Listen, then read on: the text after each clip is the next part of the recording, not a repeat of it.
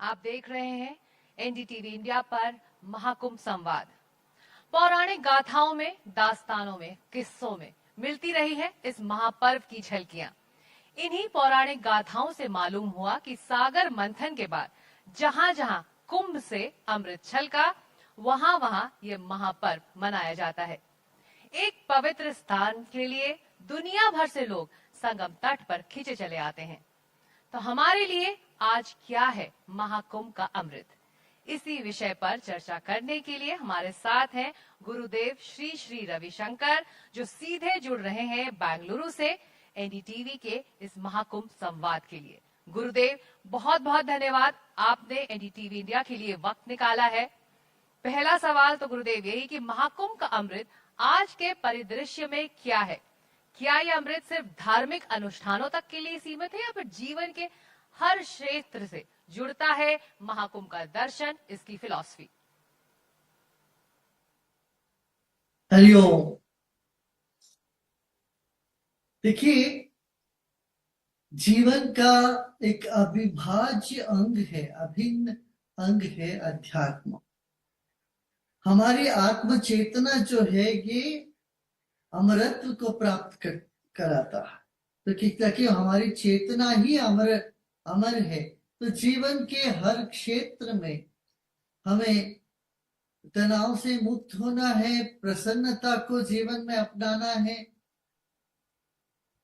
इसके लिए तो हमें अध्यात्म के साथ ही चलना पड़ेगा। धार्मिक विधि विधियों का आत्मा है अध्यात्म, उसका केंद्र बिंदु है अध्यात्म। इसलिए ये जो त्रिवेणी संगम में सदियों से चली आ रही ये प्रथा है, जहां साधु संत महात्मा सब एकत्रित होते हैं भक्तों को आशीर्वाद देने के लिए और अपनी तपस्या का पूर्णता को पाने के लिए। इसमें दो बात है। एक तो जो गृहस्थ लोग है, साधारण व्यक्ति है, वो उसके मन की क्लेश, किसी भी तरह का कर्म, भूत भविष्य आगत अनागत कर्मों को वहां पर धोने के लिए, सारे कर्म से मुक्त होने के लिए वो स्नान करते हैं, ईश्वर से प्रार्थना करते हैं और पुण्य की प्राप्ति के लिए करते हैं। ताकि हमारी जो पद्धति है उसमें यही है, गंगा स्नान निश्चित दिनों में करने से, या वो त्रिवेणी का संगम का स्नान निश्चित दिनों में करने से हमें सिर्फ हमारे लिए नहीं, हमारे पूर्वजों तक वह पुण्य की फल जो है वो प्राप्त होने की बात है। इसलिए ये जो आस्था है, यहाँ स्नान करने से हम पीढ़ी दर पीढ़ी लोगों के जो कर्म है उसका, जो बुरे कर्म है उसके नाश होते हैं और सद्गति प्राप्त करने की एक आकांक्षा रखते हैं। यज्ञ का मतलब भी यही है, देव पूजा, संगतिकरण, दान। जो दैवी चेतना है हमारी, जो दैवी है वो कण कण में व्याप्त है। तो हमारे भीतर भी एक संगम है, ईडा पीड़ा सुषुम्ना का संगम को ही त्रिवेणी संगम बोलते हैं। ऐसे भीतर ये तीनों नाड़ियां जब मिलती है भ्रूमध्य में, वहां पर अपना त्राटक लगा के, वहां पर ध्यान लगा के बैठना भी एक आध्यात्मिक पहलू है, जहां जिसको कहते त्रिवेणी संगम है। वो ज्ञान की अभिव्यक्ति जीवन में इस तरह से होती, आज्ञा चक्र से ज्ञान की प्रकाश, ज्ञान का उद्गम होता है। तो ज्ञान से नहा ले, ज्ञान गंगा में, और ये भौतिक गंगा में नहाना इतना पर्याप्त नहीं है, तो ज्ञान गंगा में नहाना। इसीलिए जगह जगह ज्ञान की कुंभ माने जो सत्संग है, साधना है, ये सब चला आ रहा। गुरुदेव, इस ऐसे में एक बड़ा सवाल भी यही है कि महाकुंभ से जो भी जुड़ा है, आम हो या खास हो, उसकी एक निजी यात्रा रही है जो इस बड़ी यात्रा का हिस्सा है, जो सदियों पुरानी इस परंपरा को जीवंत रखे हुए है। तो महाकुंभ का रेलेवेंस जो है, इसकी जो प्रासंगिकता है, वो आज के दौर में भी कैसे बनी हुई है या मौजूद, शायद हर कोई यही जानना चाहता है। देखिए, ये जो प्रथाएं हैं, ये सार्वभौमिक है और सार्वकालिक है। ये नहीं कह सकते गंगा स्नान 1000 साल पहले ज्यादा महत्व रखता था, आज का इसमें महत्व नहीं, ऐसा नहीं है। भारत की जो परंपरा में अक्षुण्य जो ये पद्धतियां चली आ रही है, ये सब समय सापेक्ष नहीं है, वो सार्वकालिक है। मतलब आज भी इसकी जितनी भी प्रामुख्यता है, और आने वाले और 1000 साल के 10,000 साल तक भी इसकी प्रामुख्यता बनी रहेगी, क्योंकि हम जो है बड़े वैज्ञानिक लोग रहे, हमारे पुरातन लोग हैं। ये जिसको कहते हैं ना मैक्रोकॉज्म और माइक्रोकॉज्म का संबंध, माने सूक्ष्म जगत, विराट जगत, स्थूल जगत, इन सब का समावेश होता है, सबका जो संबंध है, इसको दर्शाता है कुंभ। इसलिए 144 साल बाद आने वाले कुंभ के लिए लोगों में बहुत बड़ी श्रद्धा है, वहां आके स्नान करने का बहुत एक तरस है। ये अपना बहुत बड़ा भाग्य मानते हैं। और जैसे भाव, जैसा भाव वैसा भाव, जैसे मानते हैं वैसे उसका फल मिलता है। जी, गुरुदेव, यहाँ पर हमारे यहाँ इस हॉल में बहुत सारे युवा मेहमान हैं, हमारे दर्शक भी हैं जो इस वक्त आपको सुन रहे हैं अपने अपने घरों से। तो महाकुंभ में आत्म शांति और आंतरिक खोज के अवसर कैसे ये सभी ढूंढे?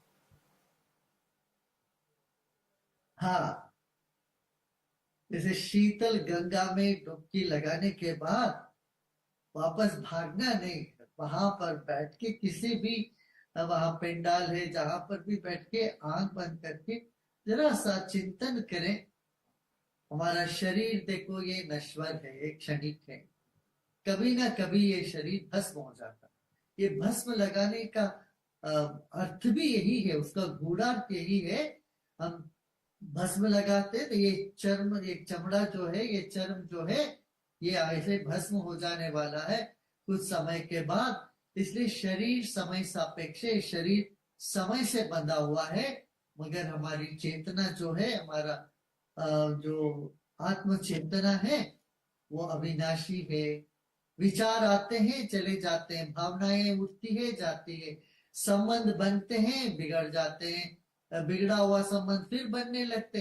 इन सब के पार जो मैं हूं वो अमृत प्राय हूं, वो अविनाशी हूं। इस तरह से अपनी जो अविनाशी चेतना पर दृष्टि डाले, यही कुंभ का सार्थकता होगी। जी, अब इसी से जुड़ा गुरुदेव मेरा अगला सवाल भी है कि महाकुंभ का अनुभव कैसे सभी को आज की जो आधुनिक जीवन शैली है, जिसमें तनाव है, स्ट्रेस है, उनको मानसिक और भावनात्मक रूप से कैसे बैलेंस कर सकता है, संतुलित बना सकता है? ध्यान करने से, ध्यान करिए, और सामूहिक ध्यान, जहां ऐसे करोड़ों लोग बैठ के ध्यान करते हैं, उसकी जो तरंग है, एनर्जी है, वो अलादा होता है, उससे शीघ्र फल मिलता है, जो चाहते हैं वो होने लगता है। इसलिए ध्यान अवश्य करें हर व्यक्ति।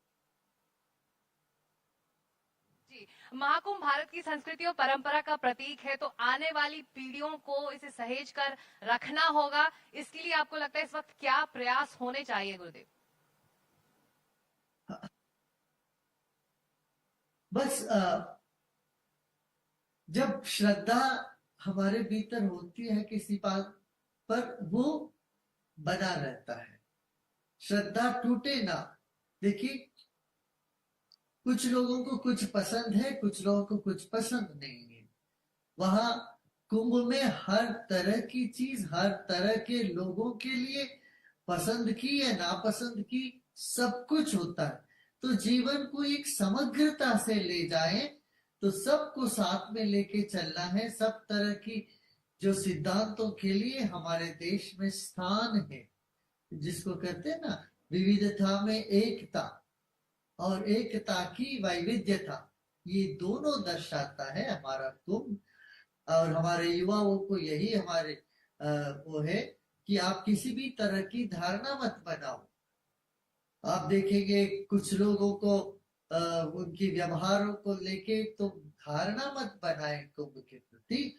कुंभ को एक पवित्र मानिए, और जो जो पवित्र है उसमें सब तरह की चीजें होती है, इसको लेके आगे बढ़े। जी गुरुदेव, एक आखिरी सवाल आपसे कि दुनिया में मानवता का महाकुंभ सबसे बड़ा समागम है, ऐसे में यहाँ पहुंचने वाला हर एक व्यक्ति कैसे ढूंढे अपने लिए अमृत? भीतर जाए, ध्यान करें, अपने भीतर जाके अमृत का पान कर सकते हैं। हाँ? इसलिए ज्ञान का उपार्जन करो, ज्ञान में अपने आप को तल्लीन करो, और ध्यान अवश्य बैठ के करें। ज्ञान, ज्ञान और ध्यान, ये तीनों आपके जीवन में उतरे तो आप सफल हो जाएंगे। हर क्षेत्र में आपको सफलता मिलेगी। वहां आ गए कुंभ में, बैठ के मंत्र का जाप करे, ओम नमः शिवाय करे, ओम नमो नारायणाय करे, जो भी आपको पसंद है वो मंत्र का थोड़ी देर जाप करे। फिर सभी तरह के जाप छोड़ करके ध्यान में, जी ये आवश्यक है, इतना करे। और जो लोग इसमें शामिल नहीं हो पा रहे और माध्यम के जरिए देख रहे हैं, किसी ना किसी कारण दूर है और जा नहीं पा रहे हैं, उन सबको भी मेरा यही सलाह है। आप देखिए, आपका शरीर का सीमा हो सकती है, मन की कोई सीमा नहीं है, विचार की कोई सीमा नहीं।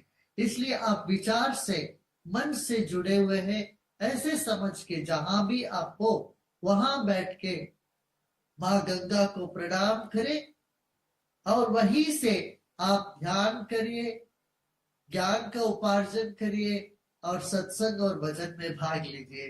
तो आपको उतना ही फल मिलेगा जो फल आपको वहां जाके बैठ के स्नान करने से मिलता है।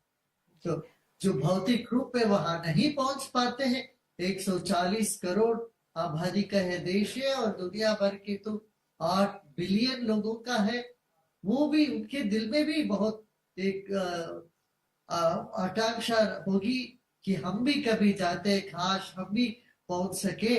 तो आप चिंता न करिए, आप बैठ के जहां भी हो, ये कुंभ के पूरे अवसर पर प्रतिनित्य आप बैठ के स्मरण करें, ध्यान करें, तो आपको उतना ही फल मिलेगा जितना आप वहां पहुंच के ले पा सकते। बहुत बहुत धन्यवाद गुरुदेव श्री श्री रविशंकर कि आप एनडीटीवी के इस महाकुंभ संवाद से जुड़े। तो कुंभ का अमृत हर किसी के लिए है, यही है मोक्ष का रास्ता।